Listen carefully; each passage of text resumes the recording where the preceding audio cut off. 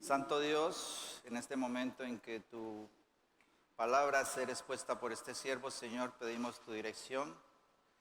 Que sea tu Santo Espíritu el que nos enseñe, nos reargulla y que sobre todo, Padre, podamos salir transformados, podamos ser luz a aquel mundo que está realmente en tinieblas. Padre Santo, que podamos también nosotros transformar a otros mediante ella, Señor.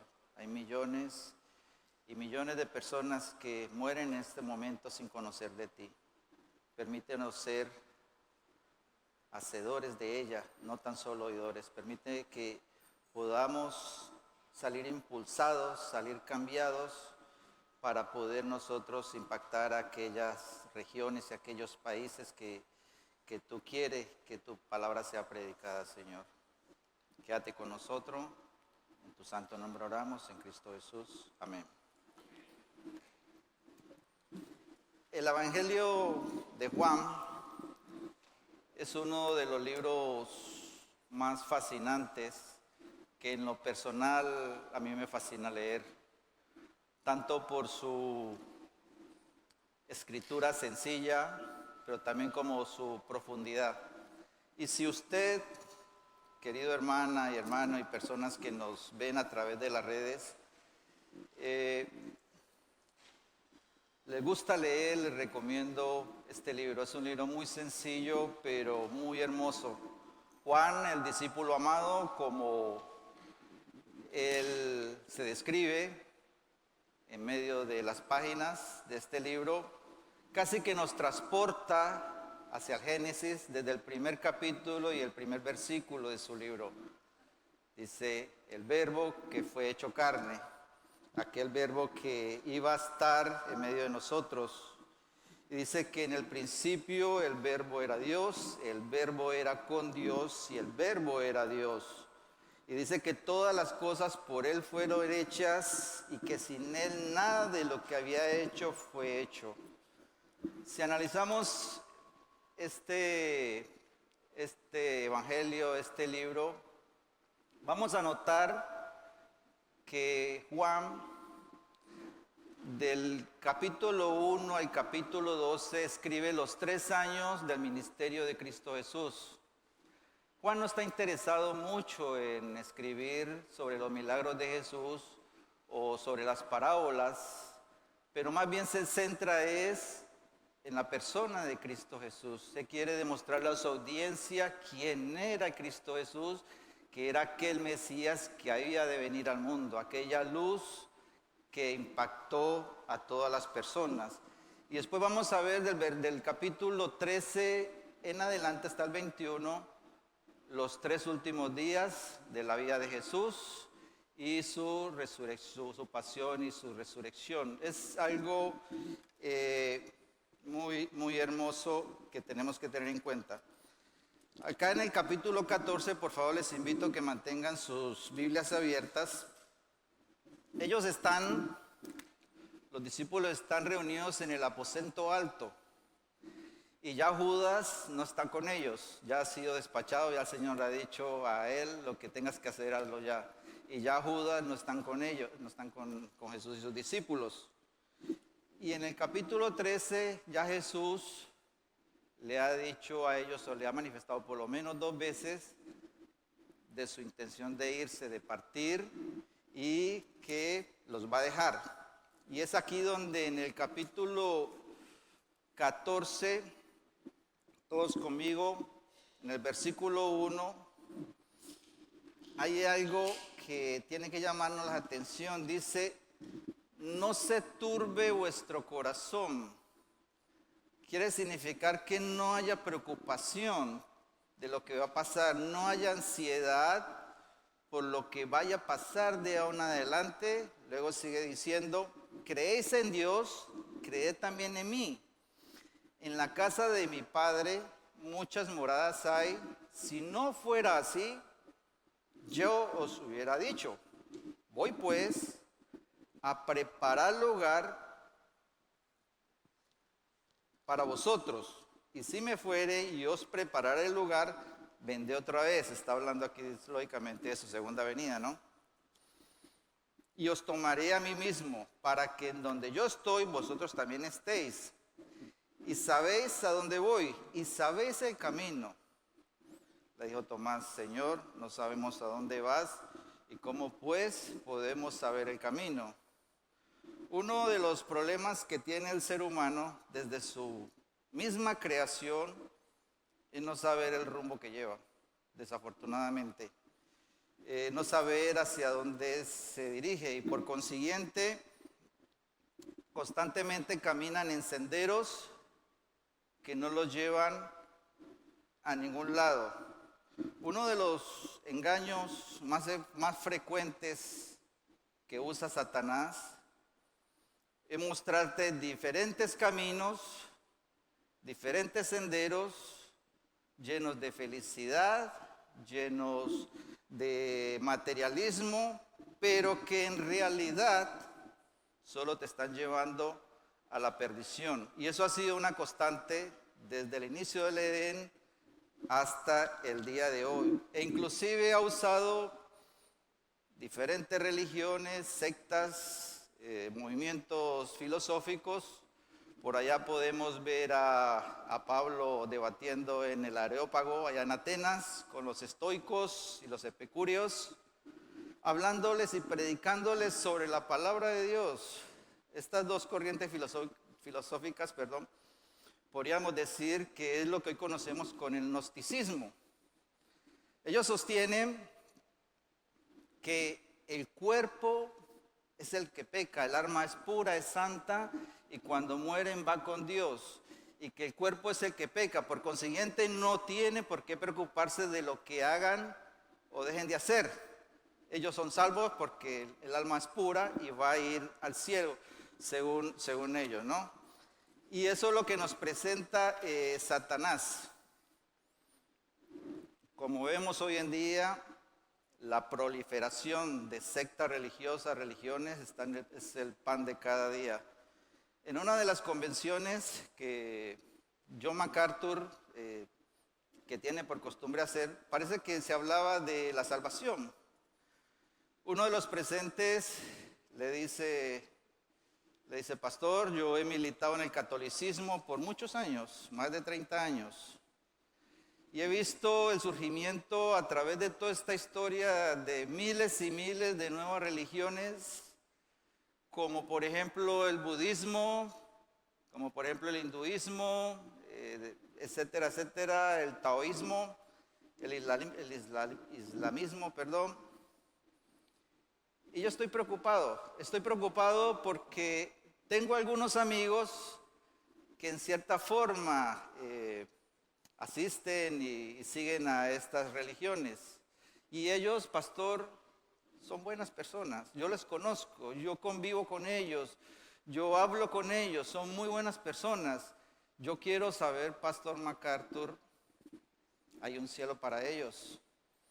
El pastor le dijo: muy buena pregunta, pero déjame decirte una cosa.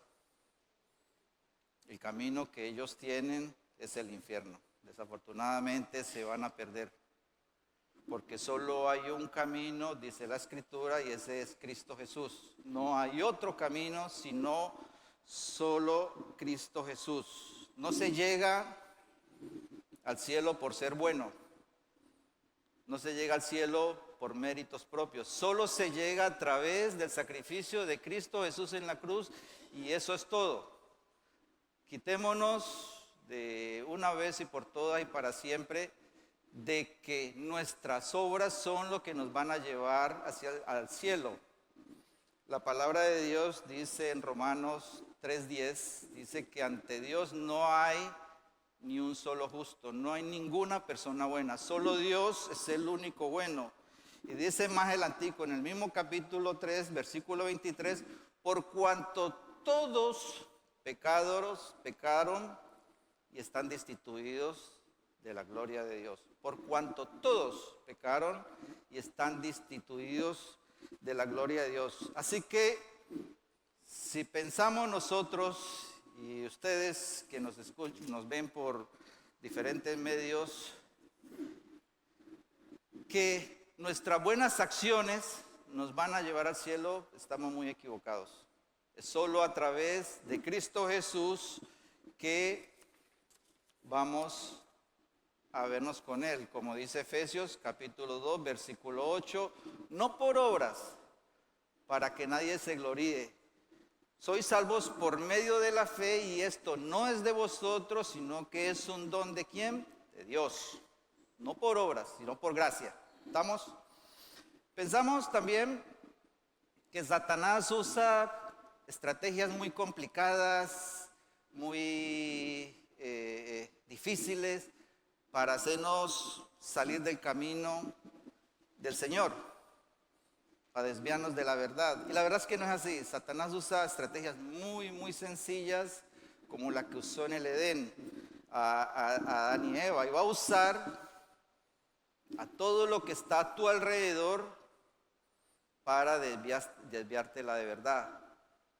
Estamos hablando de familia, estamos hablando de amigos, estamos hablando de tu trabajo, estamos hablando de tus hijos, estamos hablando de tu dinero, de tus posesiones materiales. Todo eso, lo que te gusta y por lo que te preocupas tanto, como Él lo sabe, Él lo va a usar en contra tuya para distraerte de tu camino. Un ejemplo muy claro, vamos a suponer el día de hoy. Hoy juega México. Al Señor no le va a molestar que hoy falte yo a la iglesia a escuchar su palabra, porque eso no va a pasar nada.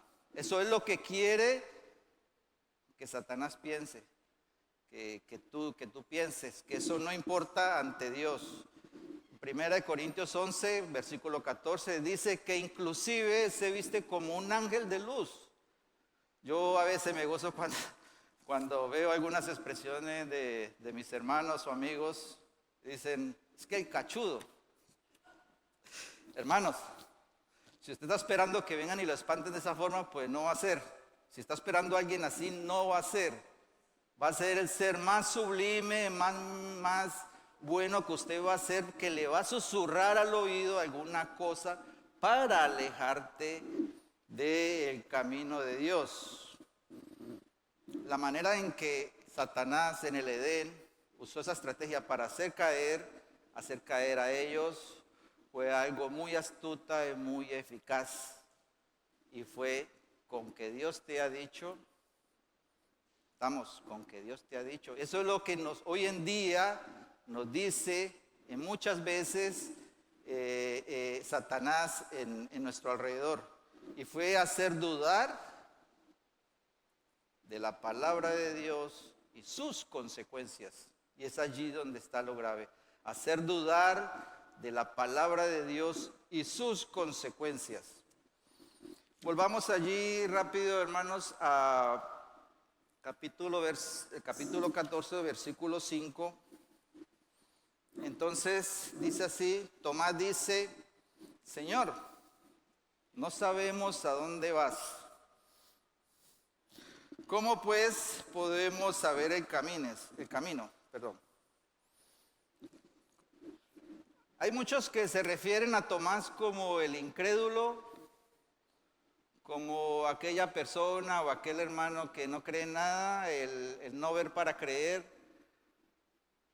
Pero yo tengo, a través del tiempo y del estudio, mi concepto de Tomás ha cambiado mucho. Y yo veo a Tomás como el valiente, aquel que hace la pregunta que nadie quiere hacer.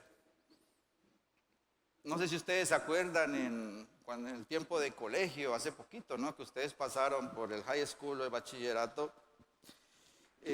cuando la profesora o el profesor decía, especialmente en aquellas materias que no nos entraban mucho, si alguien no entendió, levante la mano. Y todo el mundo comenzaba. Nada. Pero de pronto salía por allá un Tomás y salvaba la patria, porque más de la mitad del grupo no sabía lo que estaba diciendo el maestro. Y a un Tomás por allá en el rincón decía, profesor, profesora, yo no entendí. Eso es lo que pasa con Tomás, a mi modo de parecer. Tomás es una persona valiente que no le da miedo decir, no le da temor decir, Señor, no estoy entendiendo lo que está pasando. Y para comprobar esto, Vamos aquí mismo, pero en el versículo 8. Versículo 8. De aquí mismo del 14 dice, Felipe le dijo, Señor, muéstranos el Padre y nos basta. O sea que ya no solamente era ¿quién? Tomás. Aquí se anexó también Felipe. Jesús le dije, tanto tiempo hace que estoy entre vosotros y no me has conocido, Felipe. O sea, no era solo problema de Tomás, era todo el grupo que no estaba entendiendo lo que estaba pasando y las palabras que Jesús estaba diciendo. Y era que ellos todavía dependían de lo visual, de lo tangible, como muchos de nosotros a veces podemos tener en cuenta eso, ¿no? De que necesitamos pruebas. Pero aquí Jesús le está queriendo decir, yo quiero que ustedes miren no con ojos físicos, sino con ojos espirituales. Quiero que miren hacia dónde es que quiero llevarlos. Y se me ocurre citar aquí a Pablo allá cuando en el capítulo 12 fue arrebatado el tercer cielo. Y yo quiero proyectar de que Dios quería que vieran en ese modo espiritual. Hoy en día hay millones y millones de personas, e incluso religiosos, e incluso en las iglesias, que realmente no saben para dónde van y tienen un concepto muy diferente de lo que es el cielo. Pero sabemos que el destino final no es la salvación, sino el infierno. La Biblia nos enseña que hay solo dos caminos, uno que lleva a la perdición y otro que lleva a la salvación. Vamos a buscar en Mateo, allí busquemos Mateo en el capítulo 7, Evangelio según Mateo, primer evangelio de los 4, capítulo 7, versículos 13 y 14. Amén. Entrad por la puerta estrecha, porque ancha es la puerta y espaciosa el camino, nótelo bien, espacioso el camino que lleva a la perdición. Y muchos son los que entran por ella, muchos son los que entran por ella, porque estrecha es la puerta y angosto el camino que lleva a la vida, y pocos son los que la hallan. No hay otro camino, no hay otro sendero. Solo Cristo Jesús. Aquellas personas que, y esto es doloroso, pero está escrito en la palabra y voy a decirlo, y Jesús lo dijo, las personas que asisten a veces a la iglesia, las personas que su conexión con el Creador, con nuestro Señor Jesús, es a medias, tengamos mucho cuidado con eso. El Señor advierte a esos religiosos que a ese día les dirá, no os conozco. Pero Señor, no profetizamos en tu nombre, no predicamos tu palabra, no hicimos milagros, no asistíamos a las iglesias. Él va a decir, no os conozco. Esa es la realidad. ¿Por qué? Porque su corazón, su gobierno estaba en otro lado. Así que vamos a tener que entrar es por la puerta estrecha. Si hay alguien que nos puede contar cómo vivir una vida desordenada, una vida llena de lujuria, una vida llena de exageraciones, lo encontramos aquí mismo, porque aquí la Biblia no oculta nada. Y esto es lo que hace la diferencia, que es que la Biblia no oculta nada. Ningún pecado de las personas que pasan por aquí fue oculto. Y vamos a ver rápidamente lo que fue la vida de Salomón. Una persona la más sabia de su tiempo, la más poderosa, la más rica, la más distinguida. Pero todo ello lo llevó a que se alejara de Dios. Dice la palabra que se fue en pos de dioses ajenos y se desvió del camino del Señor, el camino de la rectitud, el camino de la obediencia a nuestro Dios. Eso puede pasar, hermanos, tengamos mucho cuidado con eso. Tengamos mucho cuidado porque el enemigo es muy astuto y una vez más va a colocar cualquier situación para alejarnos de su presencia. Vemos incluso, a muy poca distancia, a unos cuantos bloques de aquí, cómo el mundo se ha desviado de su camino. Usted sabe a lo que me refiero. Vemos cómo ellos han seguido sendas y caminos muy contrarias a lo que el Señor muestra en su palabra. Y ellos piensan que en esa verdad en la que ellos persisten es la que van a ellos a ir al cielo, o el concepto que ellos tengan sobre el cielo. Pero todos sabemos que cuál es lo que los espera a ellos. Hay un proverbio que me encanta mucho y que lo anoten allí en sus Biblias para que lo mediten más al tiempo. Proverbios 14:12 dice: hay un camino que al hombre le parece recto, pero que su fin es camino de muerte. Una vez más, hay un camino que al hombre le parece recto, pero su fin es camino de muerte. Podemos estar nosotros, a nuestro parecer, estar pensando que andamos en un camino que nos lleva a Dios, pero tengamos cuidado. Tengamos mucho cuidado sobre eso, porque podemos estar caminando en caminos de muerte. Siempre Satanás nos va a presentar diversos caminos, diversos senderos en nuestra vida espiritual, en nuestra vida de cristiano, y fáciles sobre todo. Pero Jesús nos muestra un camino que es angosto, que requiere mucho esfuerzo entrar en él, pero que es el que lleva a la vida eterna. Y se me viene a la memoria Josué 1:9, esfuérzate y sé valiente. A eso se refiere, que nos esforcemos y seamos valientes, que a pesar de las pruebas, tentaciones, de todo lo que nosotros podamos tener en nuestra vida, problemas de salud, problemas de fallecimientos en nuestros hogares, etcétera, con conocidos, problemas de empleo, desobediencia a los hijos, mantengámonos en el camino correcto del Señor, no nos dejemos distraer. Si Tomás y los discípulos hubieran prestado atención y atentos a la palabra que es Cristo Jesús, hubieran sabido el camino al cielo hacía mucho tiempo y no hubieran sido necesario en el capítulo 14 este diálogo.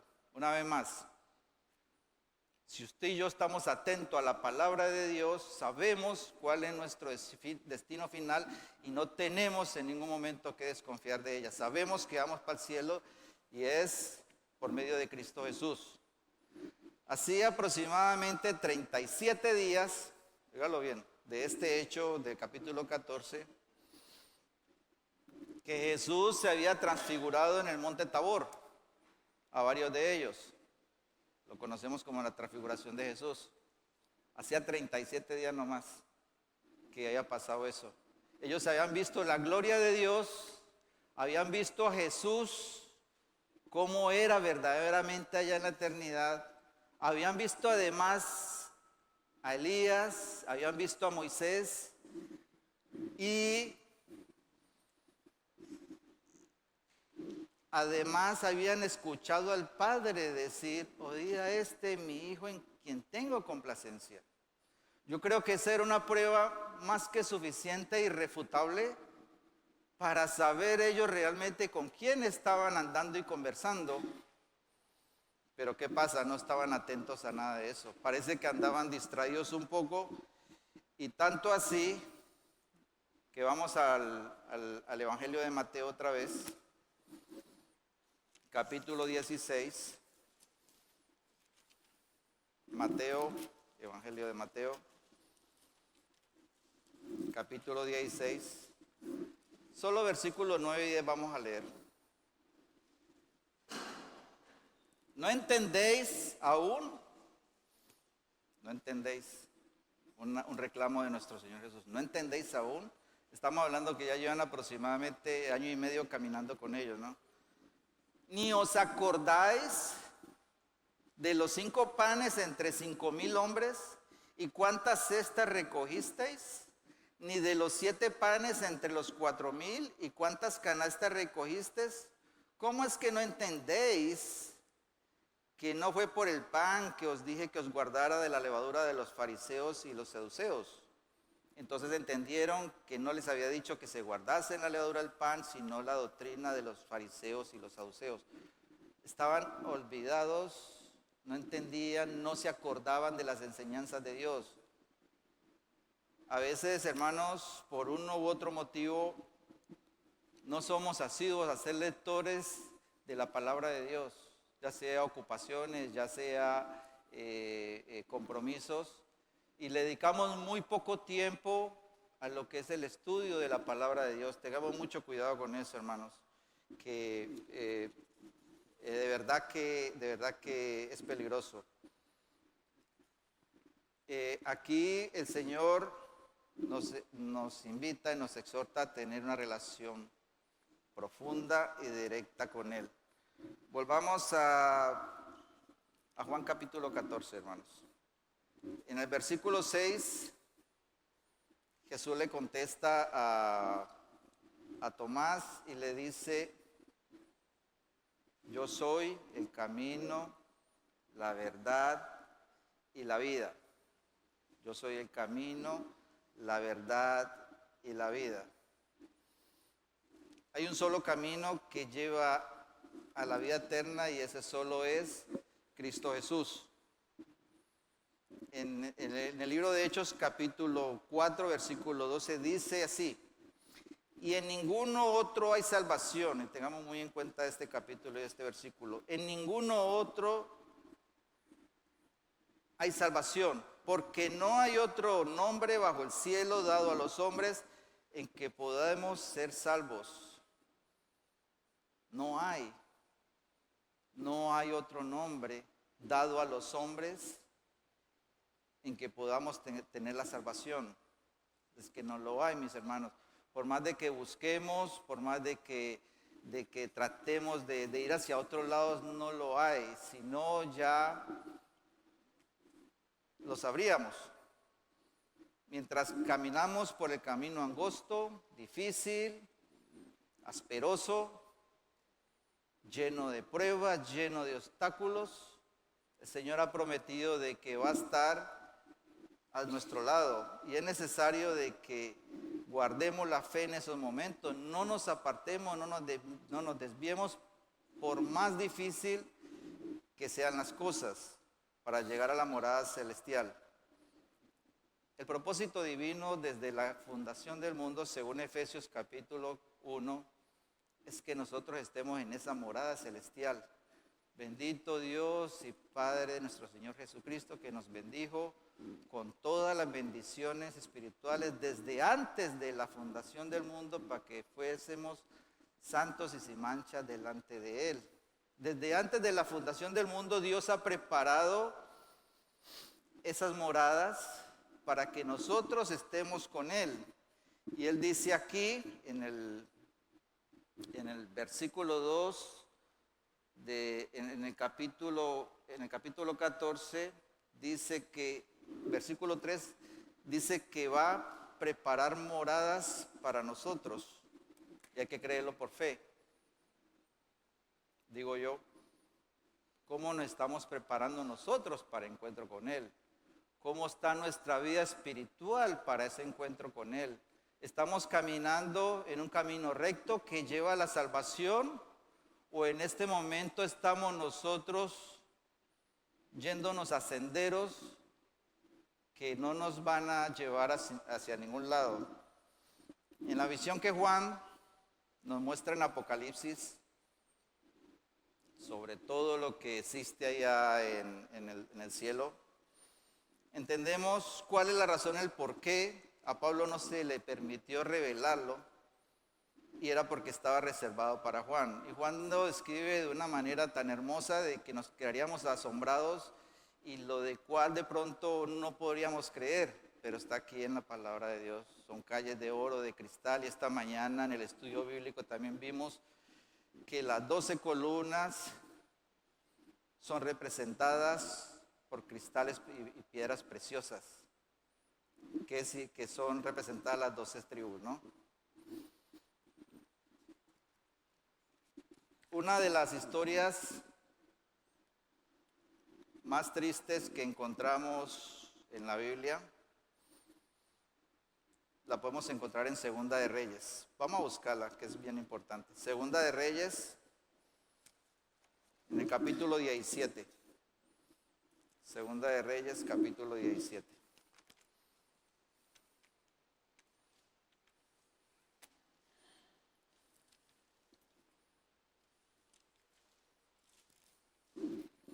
Versículos 20-23. Dice así, ¿ven? 20-23. Segunda de Reyes 17, 20-23. Y desechó Jehová a toda la descendencia de Israel y los afligió y los entregó en manos de saqueadores hasta echarlos de su presencia. Porque separó a Israel de la casa de David y ellos hicieron rey a Jeroboam, hijo de Nabat. Y Jeroboam apartó a Israel en pos de Jehová y les hizo cometer gran pecado. Y los hijos de Israel anduvieron, podríamos decir también traducir, caminaron en todos los pecados de Jeroboam que él hizo, sin apartarse de ello. O sea que persistieron en los pecados que Jeroboam les había mostrado. Hasta que Jehová quitó a Israel de delante de su rostro, como él lo había dicho por medio de todos los profetas, sus siervos, e Israel fue llevado cautivo de su tierra a Siria hasta el día de hoy. Los quitó de su presencia, los quitó de su rostro. Qué triste eso, hermanos, que Dios, por nuestra desobediencia nos quite de su presencia. Según los datos históricos a que se refiere esta porción de la Biblia, fueron entre 27,000 a 30,000 personas que fueron exiliadas, lo que hoy se conoce como las 10 tribus perdidas. Pero según los datos históricos, fueron casi 150,000 personas que se fueron para nunca más regresar. Fueron dispersas por todo el Asia Menor y nunca más, dice la palabra, hasta el día de hoy no se sabe más de ella. Es lo que conocemos como las 10 tribus perdidas. ¿Y fue por qué? Por andar en caminos de desobediencia y de pecado. Es triste cuando el Señor nos quita de su presencia. Queridos hermanos, que el Señor no nos quite de su presencia por andar en malos caminos. Por último, que si estamos haciendo algo que no le agrade a Dios, pidámosle perdón a Él inmediatamente. Que si nos hemos alejado por una u otra razón en nuestra vida, nos volvamos a acercar a Él. Que si por alguna u otra razón o situación le hemos ofendido, pidámosle perdón, reconozcamos y pidamos perdón, no seamos orgullosos ante Él. Que si aún no le conocemos, es hora, va para ustedes también, hermanos, que nos ven por los medios, que si aún no le conocemos, es hora de que conozcamos a este Dios hermoso que espera por ti, a este Dios hermoso que dio su vida para que podamos nosotros obtener el perdón de los pecados. Él se sacrificó por ti y por mí y espera de que tú llegues a sus pies. No seamos desobedientes. Hay una historia muy linda, muy bonita, y fue de unas personas que se perdieron en la selva amazónica. Parece que el avión cayó allí, fueron como 6, 7 personas y parece que fueron norteamericanos. Estuvieron perdidos 7 años. Y ustedes dirán, ¿por qué 7 años? Bueno, fue que cayeron en lo profundo y no tenían un medio electrónico o algo, un dispositivo en ese tiempo para ellos orientarse. Después de muchas semanas, ellos llegaron a una pequeña tribu indígena que solo hablaba dialectos. Y les tomó 7 años a ellos para poder ellos aprender ese idioma y poder ellos buscar las especificaciones para poder encontrar otra vez el rumbo de vuelta a casa. Entre lo triste y el contraste de lo bueno y lo malo que pasó, entre toda esa situación de estas personas, fue que ya muchos de ellos encontraron a sus esposas y esposas casadas. Tenían nueva familia porque los daban por muertos. Y ya no tenían ellos un lugar en donde estar. Ya habían pasado 7 años. Pero entre todo eso, entre todo lo que les pasó a ellos, uno de ellos dice, lo que más me angustiaba a mí era haber muerto en ese lugar y que nadie se diera cuenta de que yo existía. De que estuviera muerto y no supieran de mí por ningún lado. De que mis seres queridos, a quienes yo amo, con tanto amor, con tanto cariño, no supieran nada de mí. Este puede ser la historia de muchas personas hoy en día, en la cual van al infierno y no van a poder ver a esos seres queridos que sí están para salvación. Amén. Oremos, hermanos. Padre Santo, gracias te damos en esta mañana. Gracias por tu amor, Señor, por tu cariño. Gracias porque a través de Cristo Jesús conocemos el camino, Señor, la verdad y la vida. Él es el axioma, Señor. Él es el axioma, Él es la verdad absoluta, Padre Santo. Y permítenos, Señor, nosotros andar en esos caminos. Que no nos desviemos, Señor, que podamos mantenernos firmes a pesar de las circunstancias en nuestra vida. Que por más de que el enemigo nos muestre otros caminos y que nos quiera distraer, tengamos en nuestra conciencia de que solo tú eres la verdad, que solo tú eres que tienes salvación y vida eterna. Permite que nuestros seres queridos que aún no te conocen también lo entiendan, Padre, que podamos predicarle a ellos, Señor, cuán grande y maravillosas son tus verdades. Gracias, Padre Santo, por este tiempo de palabra y oración, Señor, y alabanzas que se han hecho a tu nombre, Padre amado. En Cristo Jesús. Amén.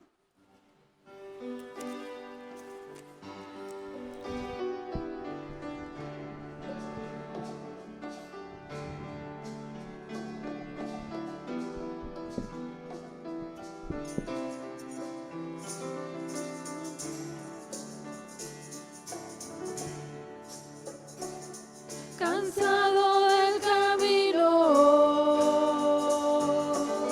sediento de ti, un desierto he cruzado, sin fuerzas he quedado, vengo a ti. Luché como soldado y a veces sufrí.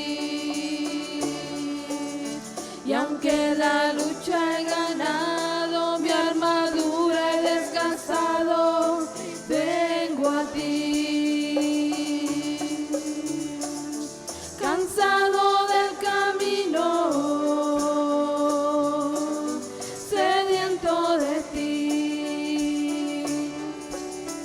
un desierto he cruzado, sin fuerzas he quedado, vengo a ti. Luché como soldado y a veces sufrí.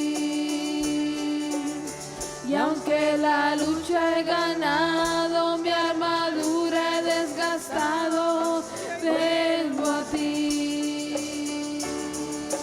Sumérgeme en el río de tu espíritu. Necesito refrescar este seco corazón sediento de ti. Sumérgeme en el río de tu espíritu. Necesito refrescar este seco corazón sediento de ti. Sumérgeme, sumérgeme,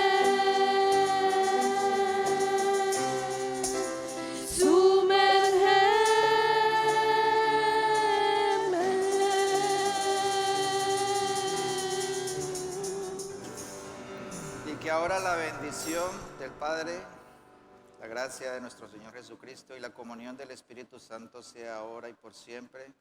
Cristo Jesús. Amén.